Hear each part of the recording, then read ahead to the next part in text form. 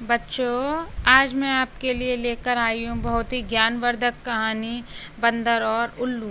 एक वृक्ष पर एक उल्लू रहता था। उल्लू को दिन में दिखाई नहीं पड़ता, इसीलिए वह दिन भर अपने घोंसले में छिपा रहता है और जब रात होती है तो वे शिकार के लिए बाहर निकलते हैं।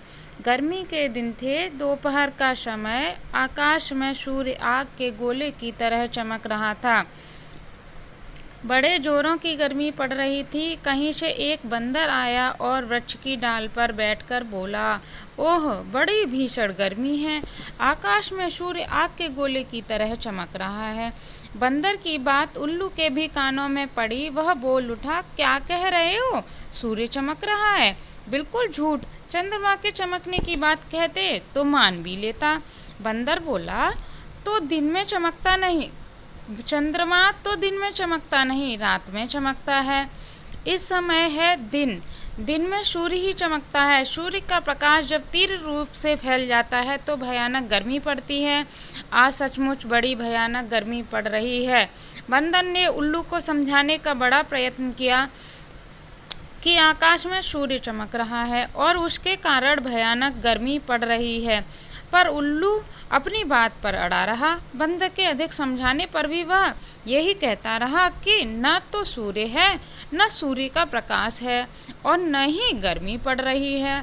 उल्लू और बंदर दोनों जब देर तक अपनी अपनी बात पर अड़े रहे थे तो उल्लू ने अपने दोस्तों के पास चलकर निर्णय करने का विचार किया।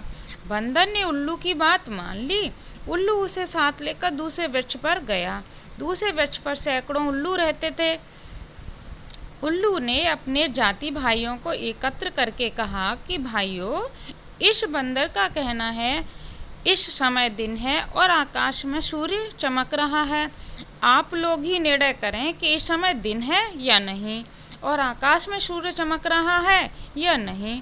उल्लू की बात सुनकर उसके जाति भाई बंदर पर हंस पड़े और उसका उपहास करते हुए बोले, क्या कह रहे हो जी? आकाश में सूर्य चमक रहा है? बिल्कुल अंधे हो क्या?